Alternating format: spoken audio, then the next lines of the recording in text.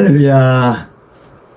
오늘도 하나님의 은혜가 각 가정마다 풍성하게 임하기를 바랍니다.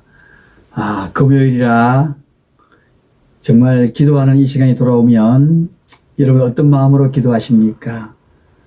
가족의 이름을 간절히 부르면서 가정의 기도 제목들을 하나님 앞에 잘 구하고 계시지요. 오늘 이 밤은 너무나 소중한 밤입니다. 특별히 이제 다음 주가 되면 추석 명절이 다가오지 않습니까? 그 다가오는 그 명절과 더불어서 여러분의 가정에 구할 것이 많을 것입니다. 오늘은 바로 그러한 마음을 담아서 기도하는 시간입니다. 이제 우리 마음의 문을 활짝 열고 정말 하나님을 향하여서 간절히 찬양함으로 오늘 이 밤에 기도의 문을 열고자 합니다. 다 함께 찬양하겠습니다. 높이 계신 주님께 우리 여기 모인 이유 우리 만고와 주님을 높이는 것 높이 계신 주님께 우리 여기 모인 이유 우리 만고와 주님을 높이는 것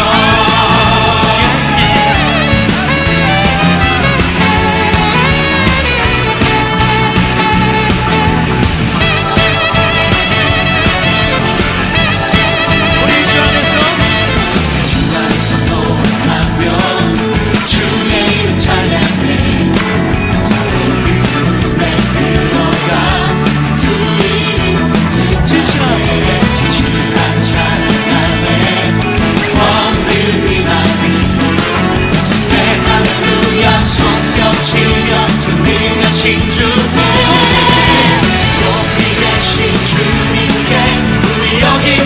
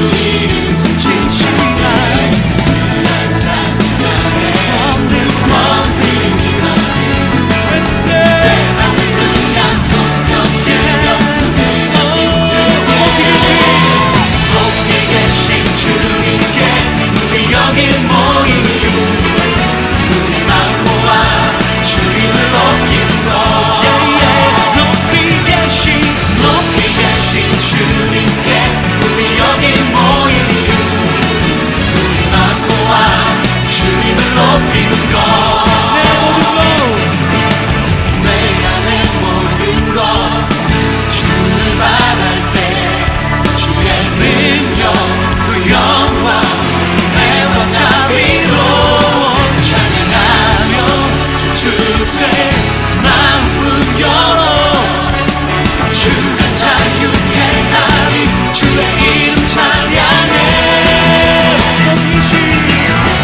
높이 계신 주님께 우리 여기 모인 이유 우리 만고와 주님을 높이는 것 높이 계신 주님께 우리 여기 모인 이유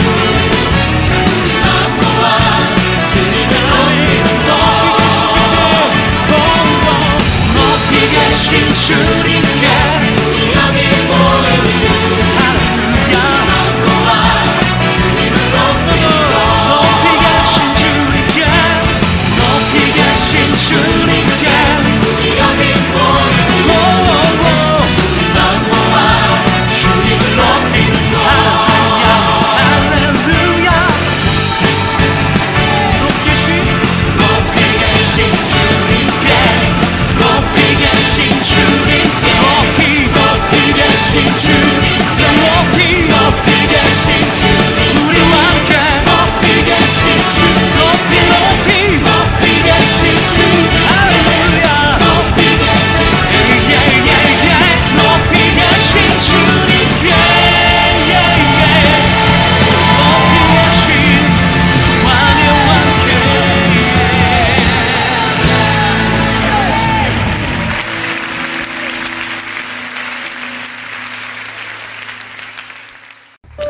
사랑교회 공동체 기도, 이제 우리 다 함께 한 목소리로 사랑교회 공동체 기도를 하나님 앞에 올려드립니다. 나라를 위한 기도, 코로나 바이러스로 인하여 고통당하는 이들과 가족들을 긍휼히 여기시고 치료하여 주소서.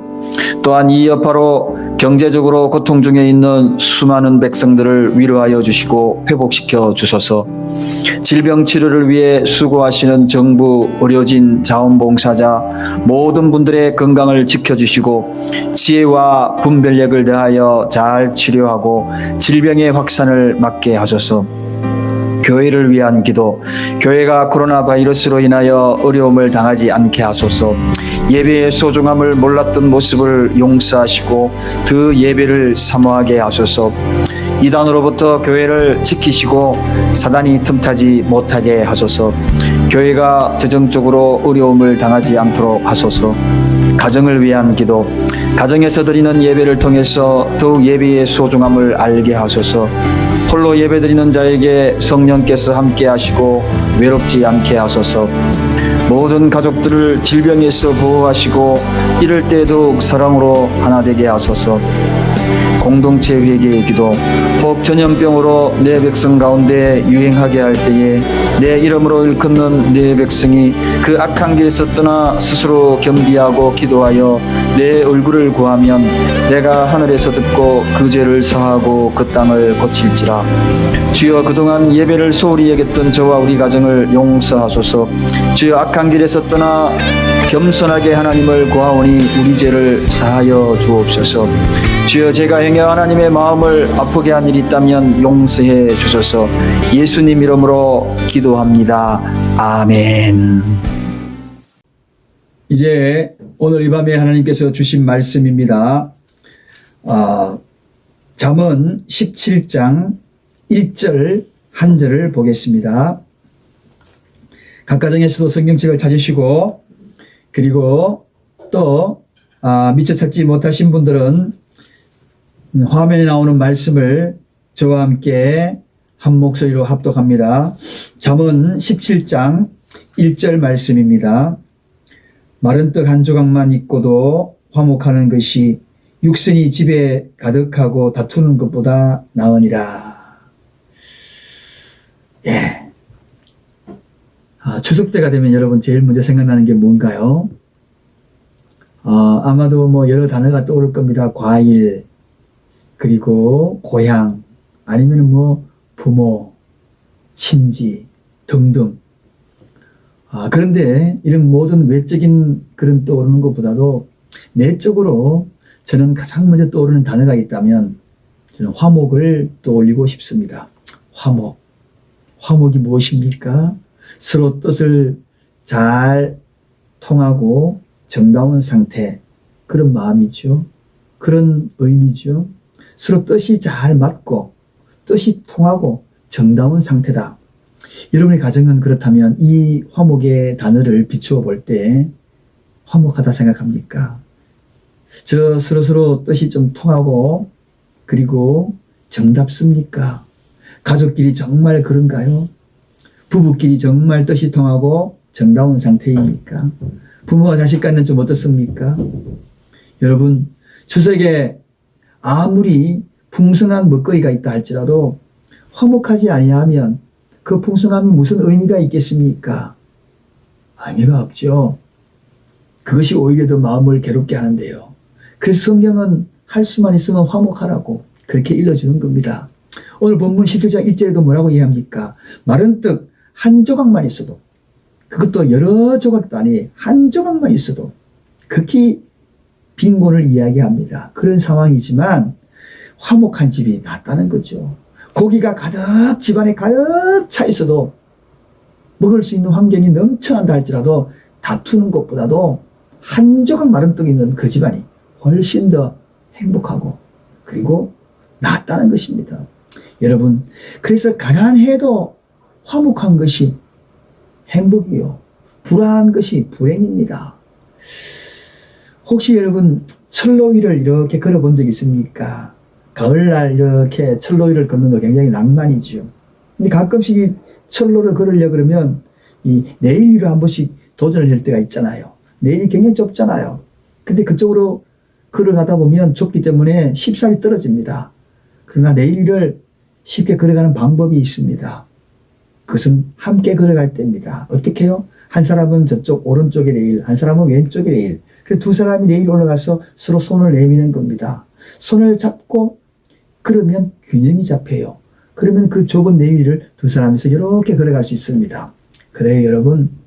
이렇게 힘든 그리고 어려운 길을 할지라도 손을 내밀면 쉽게 갈 수 있다는 겁니다. 그 손을 내미는 것이 뭔가요? 화목입니다. 사랑의 손을 내미는 겁니다. 이해의 손을 내밀고 용서의 손을 내밀고 함께 그 손을 잡고 가는 것입니다. 자, 그렇습니다. 우리는 가끔씩 그 손을 내밀 때에 생각해야 될 것이 있습니다. 어떤 문제가 가정에 이렇게 딱 닥치면은 항상 왜 문제가 일어났는가? 그렇게부터 먼저 생각하잖아요. 누가 또 이 문제를 일으켰느냐? 거기에서부터 먼저 접근합니다. 그러다 보니 해결의 실마리가 없고 계속 다툽니다. 왜? 누구 때문에? 이것 때문에 그렇죠. 그런데 화목한 집안은 그렇지 않습니다. 화목은 문제가 딱 생기게 되면 그 문제에 어떻게 반응해야 좋은 결과를 가져올까? 그 문제가 어떻게 반응할까? 반응하는 모습을 보면 아, 이 집안은 화목하구나. 그걸 느낄 수 있어요. 어떤 문제가 딱 터지면 여러분 어떻게 반응하십니까? 누구 때문에 이것입니까? 그 결과를 어떻게 좋게 가져올까? 그러면서 반응하는 것. 그게 바로 화목하게 되는 그러한 길입니다. 사랑하는 여러분, 그렇습니다. 저는 오늘 이제 이 말씀을 통하여서 이번 추석 명절에 다 모이면 정말 떠오르는 단어가 이 화목이 정말 그저 명실상부한 화목한 가정에 그러한 모습이 실체로 좀 나타났으면 좋겠습니다. 그런 의미에서 오늘 본문에서 이 세 계단을 잘 오르면 화목하게 될 것이다. 그렇게 일러주고 있습니다. 이제 우리는 이 세 계단을 올라갈 겁니다. 화목을 위한 3단계. 그 계단을 올라가면 그 마지막 마무리 단계에 올라가는 그때 하나님이 그 화목한 가정을 축복하실 것이라고 오늘 본문의 결론을 그렇게 맺게 될 겁니다. 자, 먼저 여러분 이제 화목을 위하여 첫 번째 계단을 이제 우리 한번 올라가 보십시다. 그 계단이 무엇인가요? 바로 서로서로 인격적으로 대해주고 존중해주는 겁니다. 여러분, 인격적으로 존중해준다. 부모가 자식을 인격적으로 대해주고요. 힘 있는 남편이 아내를 인격적으로 대해주고 아내는 또 남편을 인격적으로 대해주고 서로 인격적으로 존중해주는 그러한 가정 화목합니다. 과거 로마 시대에는 아버지가 절대적인 부권을 가지고 있었어요. 아버지의 권한이 대단했다는 겁니다. 그래서 아내가 때로는 자녀가 마음에 들지 않으면 종으로 팔아버릴 수 있었어요. 그래서 거기에 꽉 아버지의 그 부권에 눌려서 살아가다 보니 그 가정이 얼마나 힘들고 피폐하겠습니까? 그 화목한 가정이 될 수 없었죠. 그래서 사도들이 어떻게 이해합니까? 그런 눌려있고 그리고 피폐한 자녀들, 특별히 아버지 부권에 눌려있는 그 자녀들을 노엽게 하지 말라고 그렇게 간절히 부탁하지 않습니까?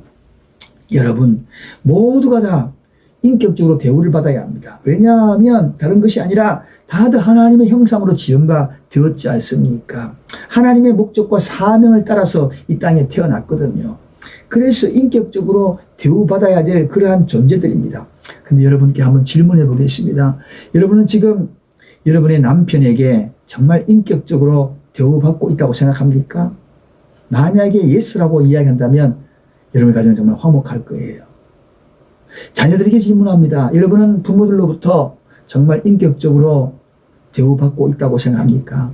예스라고 이야기한다면 여러분의 가정은 틀림없이 화목합니다. 이러한 화목이 여러분의 가정에 있기 위하여서 이 계단을 잘 올라갑니다. 어떻게 올라간다고요? 인격적으로 서로 존중해야 한다는 것입니다.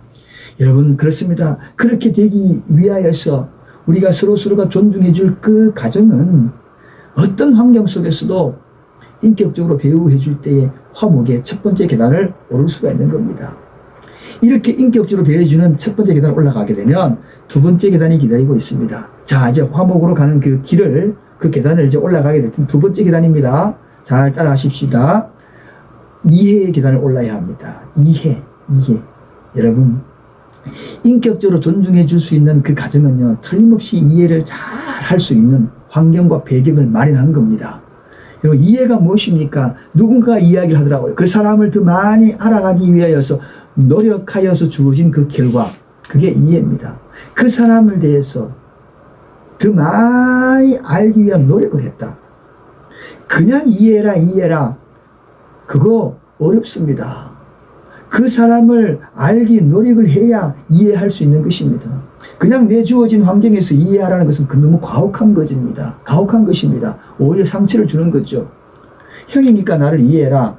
동생이니까 나를 이해해라. 남편이 더 힘이 세니까 나를 이해해라. 그렇게 이야기한다는 것은 그건 잘못된 강요죠. 그건 당위성을 강조해서 되는 것이 아닙니다. 그건 어떻게 이해하는가? 서로 노력을 하면서 알기 위해 노력하여서 나타난 그 결과가 될 때에 그게 이해가 되는 거죠. 이건 서로입니다.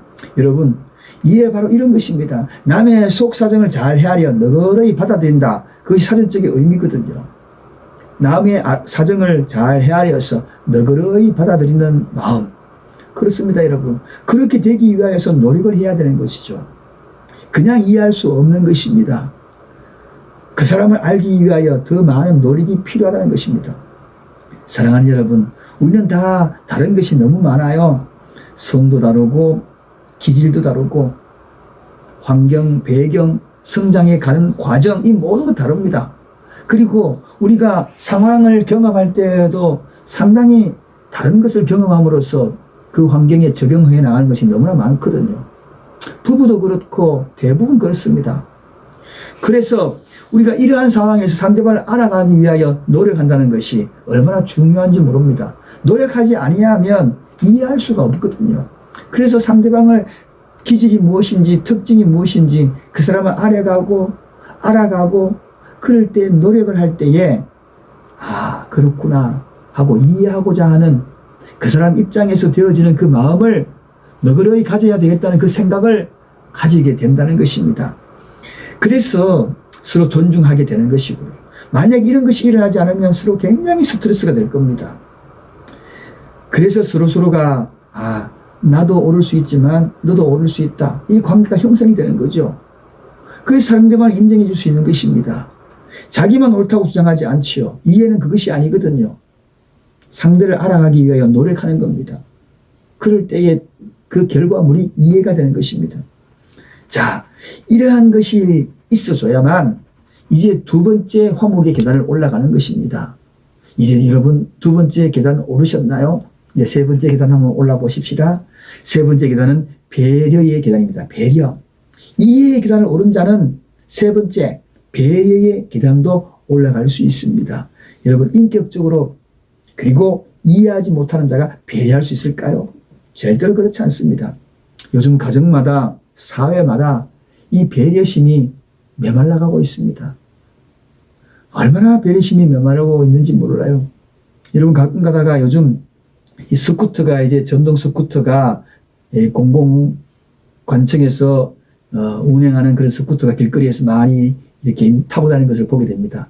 여러분 그거 타고 난 다음에 어떻게 보관을 합니까? 잘 탔으면은 가지런히 그리고 그 위치에다가 잘 두어야지요. 근데 어떤 사람 보면요 휘치고 던져놓고 저기 풀숲에 넘어져 있는 그런 스쿠터를 종종 봅니다.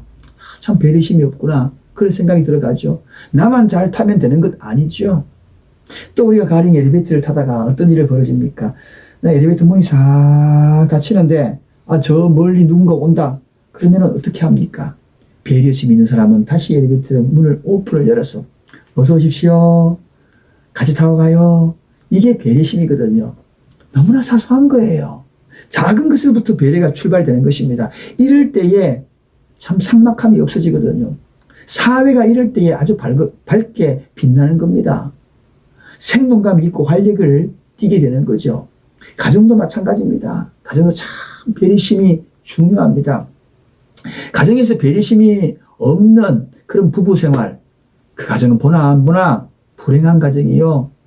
화목하지 못합니다. 그러나 배려심이 있는 그 집안 행복한 거예요. 근데 배려는 거창한 거 아닙니다. 엘리베이터 문 한번 열어주고 이거 뭐 거창한 겁니까? 손가락 하나 잘만 움직여주면 되는 것인데 몇 초 늦게 올라가면 되는 건데 배려는 아주 사소한 것입니다. 가령 제가 이 이야기를 하면 제가 마음에 좀 찔리는 것이 있습니다.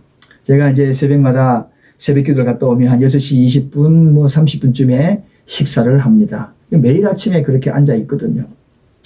그러다가 어느 날 보니까 제 아내가 이제 이 음식을 차려 왔는데 거기 제가 의자만 탁 앉아 있습니다. 그래서 숟가락이 없으면 숟가락, 그럼 숟가락 제 안에 들고 와.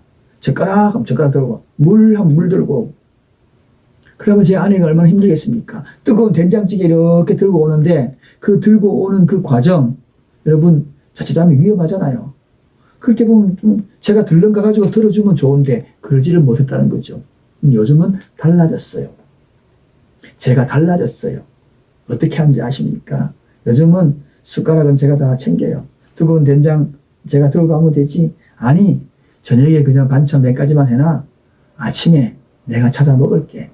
아니, 굳이 그럴 필요 없지. 가끔 가다가 그렇게 반찬 준비 못하면 그저 주어진 미숫가루 하나 마시면 되지 뭐. 이렇게 좀 편하게 이야기합니다. 제 아내가 행복해 하더라고요. 수년 동안 그렇게 해왔는데 얼마나 편하겠습니까? 상대방 입장을 생각해 보니까 매일 아침 그렇게 한다는 거 힘든 일이더라고요. 내 주장만 하고 나만이 배부른 거로 생각했는데 그게 아니더라고요. 자아분, 배려심. 요즘은 그렇게 제가 배려하려고 너무 노력을 합니다. 설거지도 가끔 하고요. 여러분, 그 사람의 처지에 있어서 그 사람을 살펴보는 것, 그게 바로 배려의 시작입니다. 이로써 가정이 좀 따뜻해지거든요. 배려가 있는 집안은 좀 따뜻해요. 배려가 있는 집안에는 항상 부드러움이 있습니다. 그래서 혹이 이런 이야기를 하더라고요. 배려는 섬김의 가장 높은 수준이다. 섬김의 가장 높은 수준에 있는 것이 뭐냐? 배려다. 배려다. 우리 예수님이 이 땅에 오실 때에 섬기러 오신다 그랬습니다. 종의 형체를 빌어서 섬기러 오셨다. 그 섬김의 가장 높은 차원이 배려심이 됐더라고요. 우리 예수님이 가만히 보니까 참 배려심이 많으신 분 같아요. 어느 날 부활하셔가지고 제자들이 밤새 고기 잡다가 지쳐 있잖아요. 얼마나 배고프겠는가 이 생각하는 거죠. 배고프겠다. 그래서 뭐 합니까? 생선을 구워서 김이 모락모락하는 그 생선을 구워서 거기에서 나올 그때에 바닷가에서 고기 잡다가 배가 너무 고픈 그러한 시간에 나오는 그들에게 어떻게 보입니까? 생선을 구워서 그들에게 제자들에게 먹으라고 이야기하지 않습니까? 아마 이 작은 것, 뭐 특별한 큰 것 아니잖아요. 생선 굽는 거, 그거 대단히 힘든 거 아닙니다. 목숨 그런 거 아니거든요. 조금만 노력을 하면 그렇게 배려심이 있는 거죠. 그래서 예수님이 너무너무 좋아요. 정말 우리 예수님 멋진 분이다. 배려심이 정말 많은 분이구나. 이런 배려심이 세 번째 단계입니다. 여러분 한번 생각해 보세요. 서로 인격적으로 존중해주고 그리고 이해해주고 그리고 배려심이 있는 그 집안 화목하겠어요? 안 하겠어요? 한번 대답해 보세요. 이 세 가지 중에 여러분은 가정은 어느 것이 결여가 되었습니까? 아직 첫 계단도 못 올라오고 인격 존중하는 그 계단도 못 오른 그런 집안이 있으신가요? 아니 거기는 겨우 올랐는데 이해 못하는 그러한 계단을 오르지 못한 그런 집안이 있으신가요? 이제 마지막 계단 배려심까지 있는 가정이 되십시다. 그래서 우리 화목하십시다. 그런 집안에 하나님은 풍성한 축복하십니다. 하나님의 축복의 단계, 그것은 아무나 있는 것이 아닙니다. 배려하는 집안에, 그리고 이해하는 집안에, 그리고 인격 존중하는 그 집안에, 그래 그것을 통하여서 화목을 이룬 그 집안에, 화목한 집안에 하나님은 축복하십니다. 화목한 집안에 축복하셔요. 여러분, 화목을 깨트리는 것은 하나님의 징계를 받습니다. 화목을 선택하셔야 합니다. 어떤 일에서도 화목을 선택하셔요.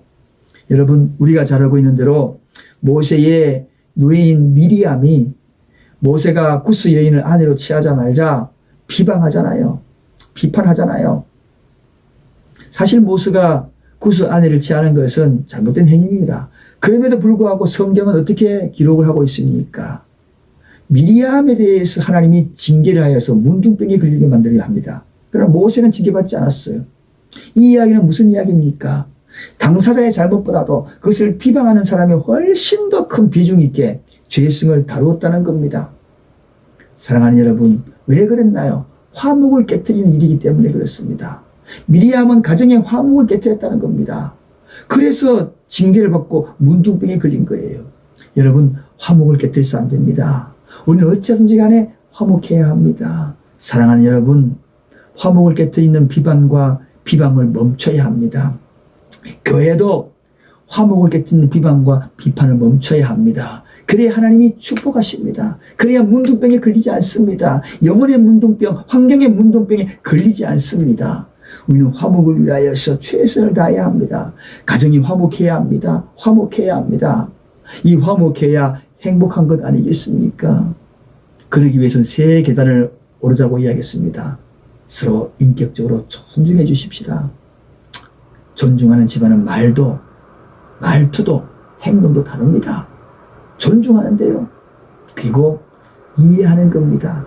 그냥 이해됩니까? 이해는 강요해서 되는 것이 아닙니다. 내가 스스로 이해하려고 노력을 하는 그 산물의 그 결과입니다. 노력을 해보면 상대방 입장이 어떤 것인지 노력을 해보면 우리가 상대방을 알게 된다는 거죠. 그 다음에 계단이 뭐라고요? 배려의 계단에 올라가십시다.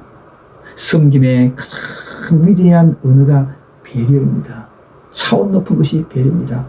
배려는 사소한 것에부터 출발됩니다. 오늘 이 말씀을 기억하면서 이제 오늘 여러분의 가정에서 제가 기도하고 난 다음에 같이 한번 기도하는 시간을 가질 텐데 이러한 화목의 가정을 해결해 달라고 기도하도록 하겠습니다. 잠깐 기도합니다. 하나님 아버지 감사합니다. 이 말씀을 전하면서도 부족한 것이 저에게 있다면 용서하여 주시고 이제는 정말 화목을 위하여서 인격을 존중해주고 이해하고 서로 배려하는 그러한 가족들 서로가 다 되게 하여 주옵소서. 그리하여 화목한 가정에 풍성한 하나님의 복을 허락하여 주시는 것을 만끽하며 누릴 수 있는 우리 모든 사랑교회 교우들 되게 하여 주옵소서. 예수님 이름으로 기도합니다. 아멘. 이제 우리가 오늘 이 말씀을 생각하면서 하나님을 찬양하고 그리고 가족 이름을 한 사람 한 사람 부르면서 간절히 기도하는 시간, 화목한 가정 되게 해달라고 기도하는 시간 되기를 원합니다. 찬양하고 기도하겠습니다.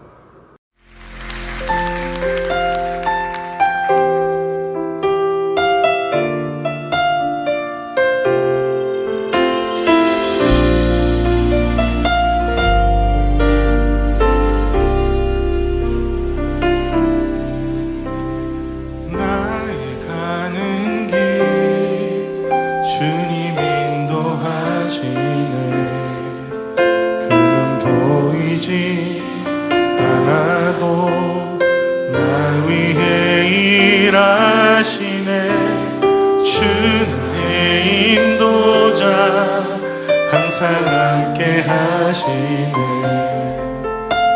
사랑과 힘 베푸시며 인도하시네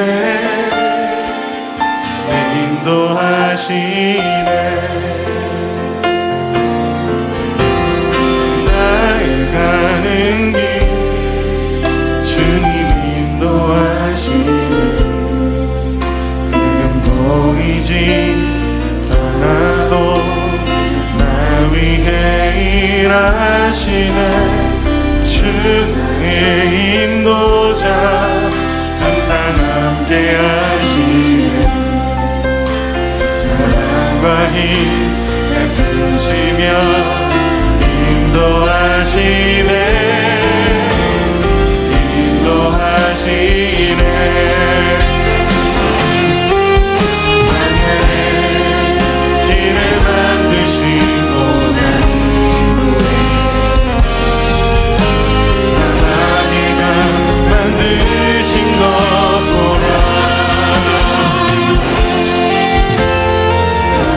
땅 변해도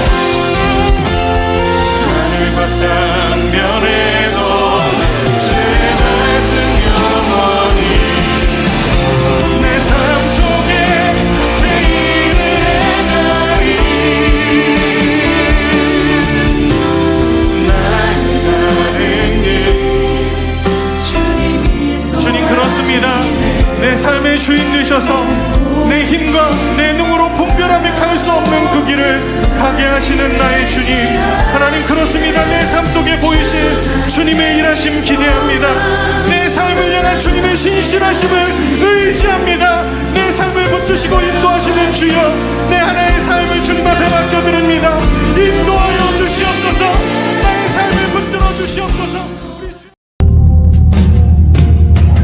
세상은 들리고 사람들은 변하여도 나는 주를 섬기리.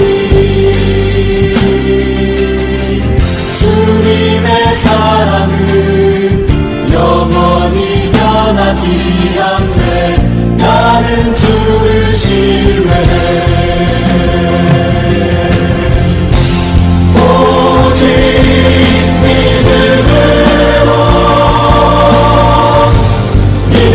내가 살리라. 오직 믿음으로 내가 살리라.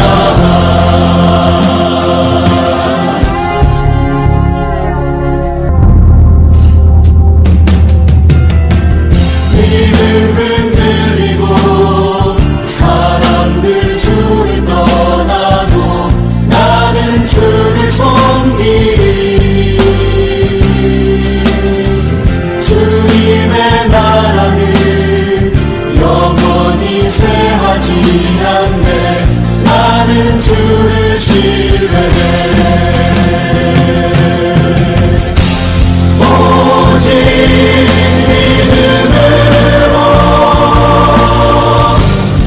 믿음으로 내가 살리라. 오직